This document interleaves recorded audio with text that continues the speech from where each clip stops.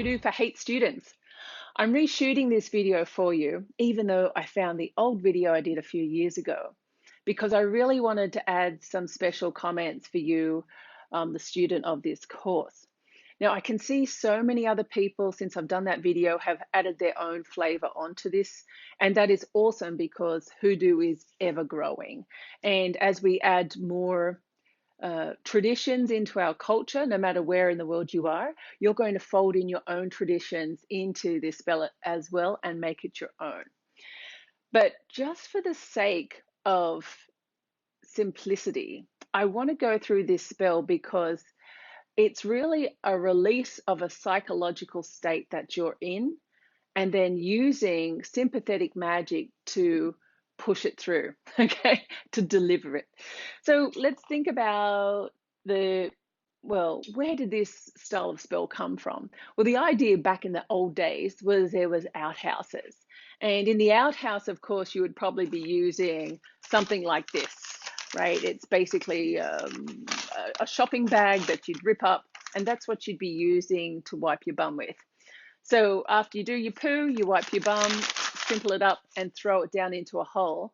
And that would, of course, you may not have even written the person's name on it because maybe you didn't have a black Sharpie back then, but you would be thinking about that person as you're wiping your bum and throwing it into that hole. Now, they didn't have the wonderful plumbing that we have this century. That paper would sit in the excrement and all the other mess down there and rot away. And it's very similar to what we do, for example, if we're doing, I don't know if you can see it, but one of these lovely hexing jars where I've got a paper in there, it's basically nearly all dissolved. Oh yes, you can sort of see it. There's a paper sitting in there, wasting away in warm water. All sorts of disgusting things, and it's basically, as that name rots away, I think that's a breakup jar, that one.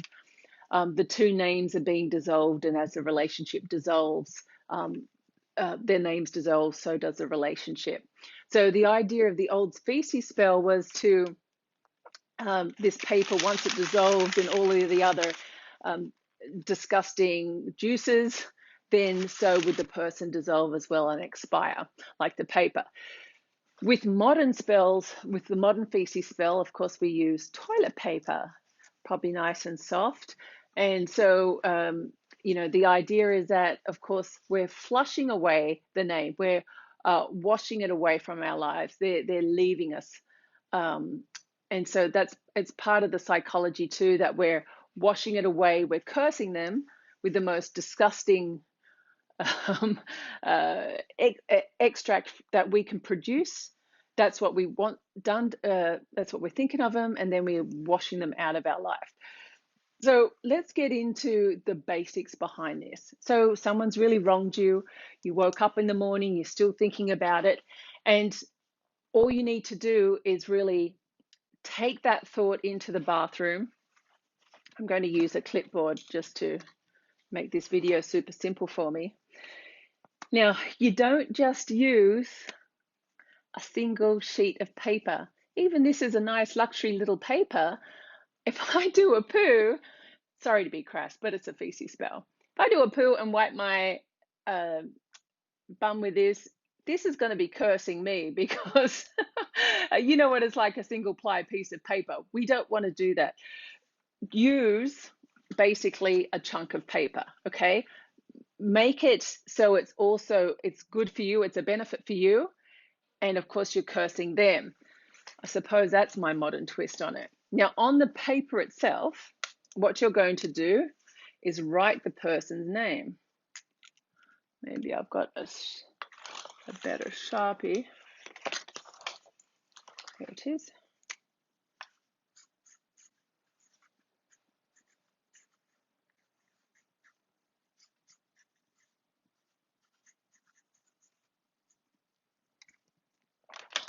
Now, on my toilet paper, okay, I've written somebody's name, okay? Now, if you really wanted to, for example, the other people are saying that you want to write words on it, you can. I would, like you normally do, if you're writing a Hoodoo petition, you turn the name to the side, and then you could write what you want to happen to that person. For example, I'll write die. Okay, and that's it. Whatever else you want to say or write on there, but I wouldn't spend any additional time writing this than what it takes for you to go to the bathroom. And you don't want to be so frustrated that you can't go to the bathroom. The idea is that you're releasing this energy from your body onto this paper, you're wiping your backside with it, and you're throwing it away. So if you wanted to also, another common question is, if I wanted to state a petition, what should I say? So, for example, this is on Norbert Henry. Apart from dying, I might say something like, Norbert Henry, as I shit on you, so will your life turn to shit. And while flushing, you could add, Norbert Henry, as your life turns to shit, you'll journey into a world of darkness with others who are shit just like you.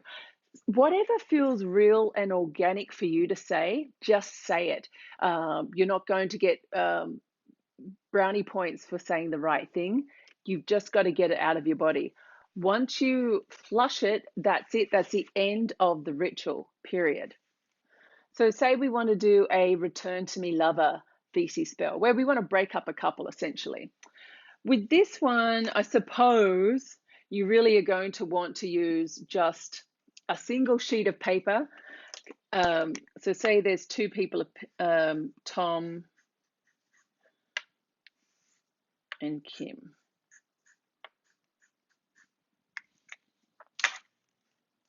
Tom and Kim. I want to keep Tom in my life. I want Kim to go away. I'm not going to shit on Tom. What I'm going to do is symbolically rip up, separate, divide Tom and Kim's relationship. Okay? But I'm going to keep this because I want Tom in my life. Maybe I sit that under a love candle or something. Maybe I use it in a honey jar or something else, but I'm going to keep that special. It's with Kim that I want gone. And you can state a similar petition.